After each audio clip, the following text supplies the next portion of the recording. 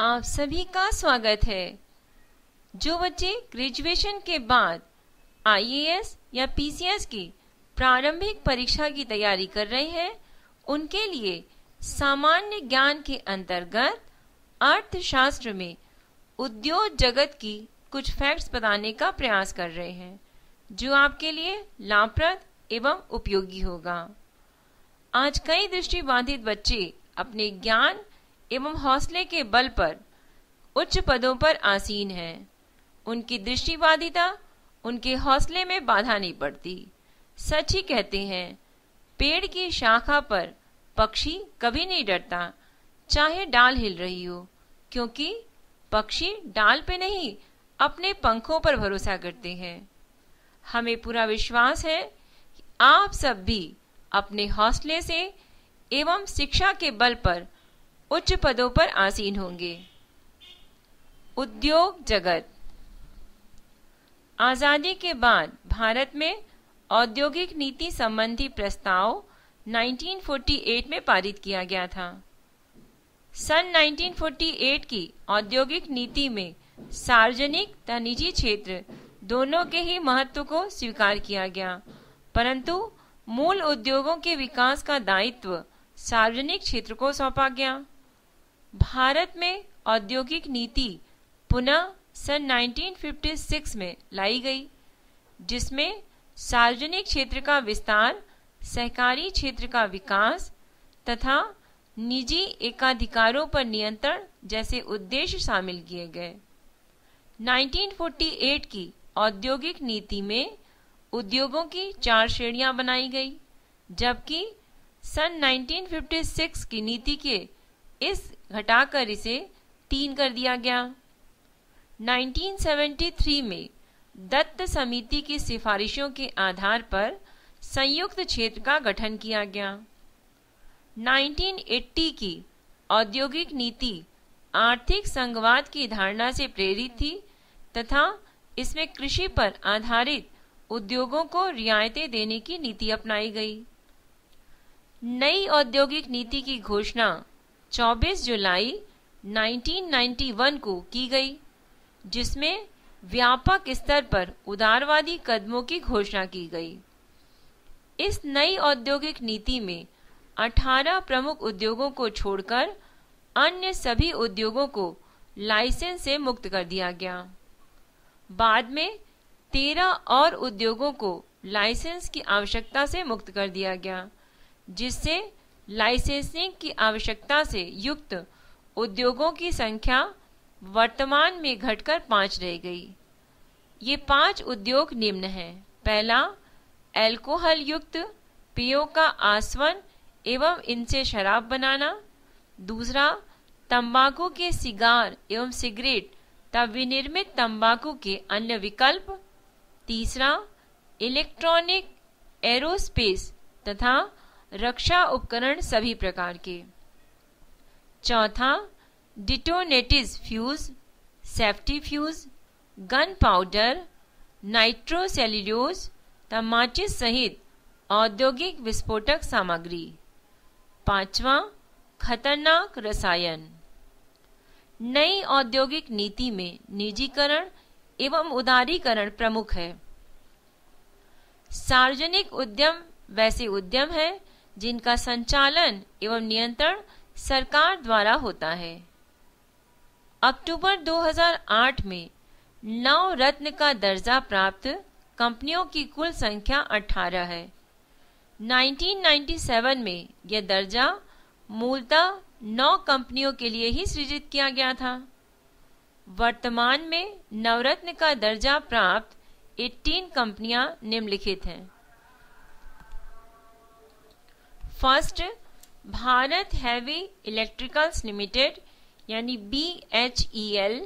Second, Bharat petroleum corporation limited BPCL। Third, Hindustan petroleum corporation limited HPCL। Fourth, भारतीय तेल निगम IOC। Fifth, महानगर telephone निगम limited MTNL। Sixth, तेल एवं प्राकृतिक गैस निगम ONGC।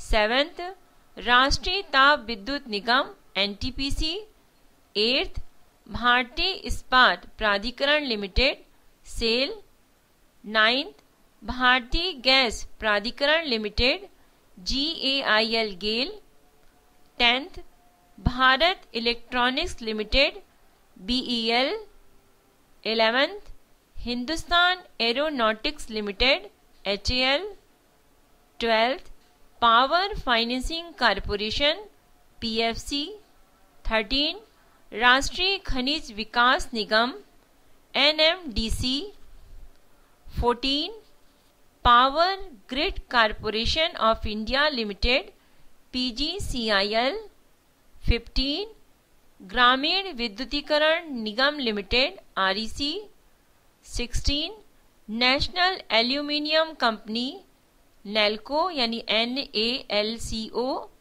17 भारतीय नौवहन निगम SCI, 18 coal India limited CIL। नवरत्न का दर्जा प्राप्त हो जाने से कंपनियों को ज्यादा प्रशासनिक और वित्तीय सहायता मिलती है। ये कंपनियां सरकार के अनुमति के बगैर देश में या विदेश में संयुक्त उद्यम लगा सकती हैं। उनमें अपनी नेटवर्थ के 15% तक निवेश कर सकती हैं।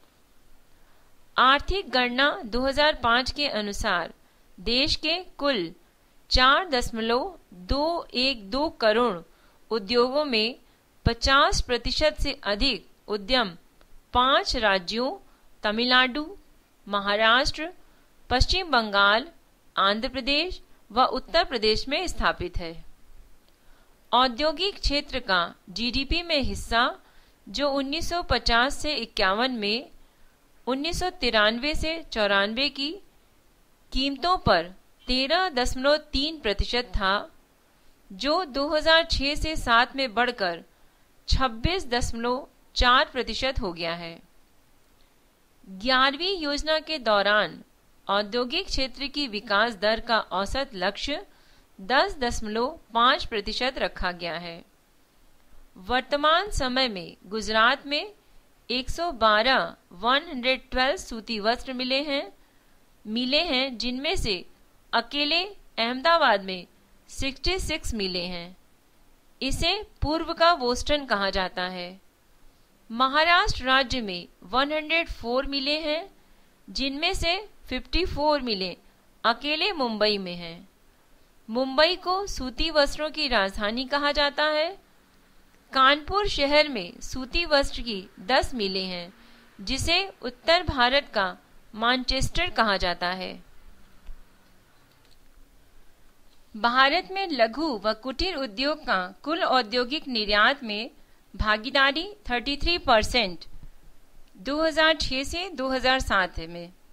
भारत में 2006 से 2007 में लघु व कुटीर उद्योग द्वारा लगभग 3.12 करोड़ लोगों को रोजगार के अवसर उपलब्ध कराए गए।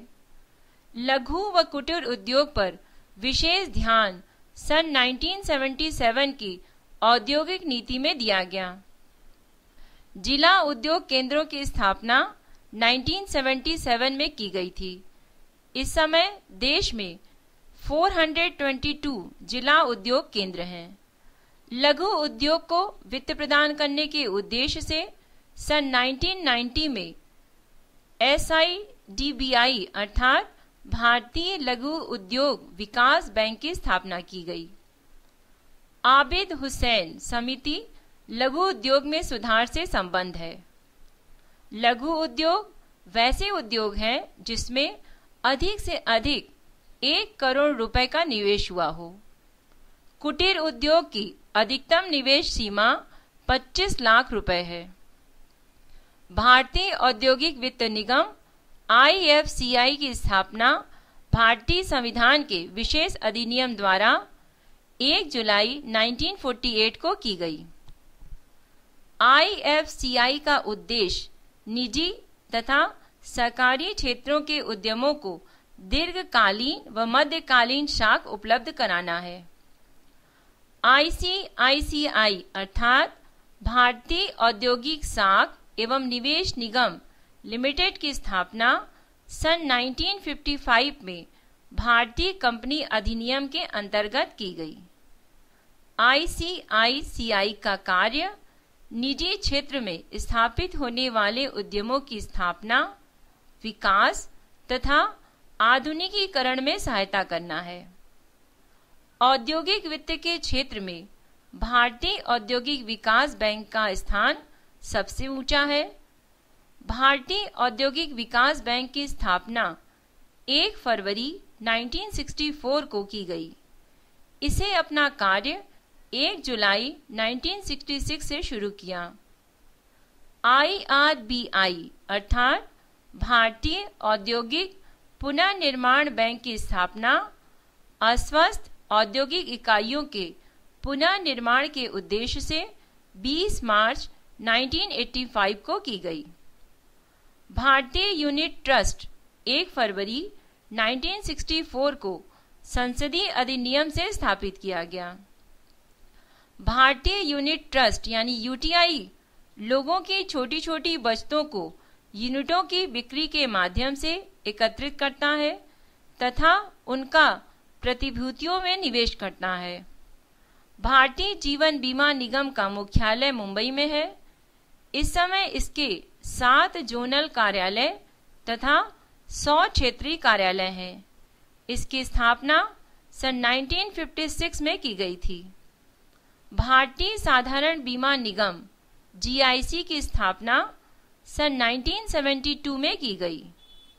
17 मार्च 1997 को सरकार ने कंपनी अधिनियम सन 1956 के अधीन भारतीय औद्योगिक निवेश बैंक लिमिटेड की स्थापना की।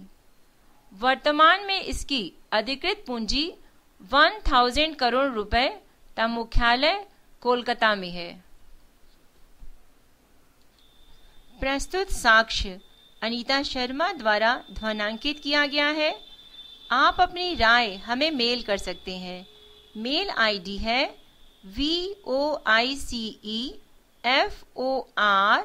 voiceforblind यानी voiceforblind@gmail.com। मेहनत, हिम्मत और लगन से कल्पना साकार होती है। धन्यवाद।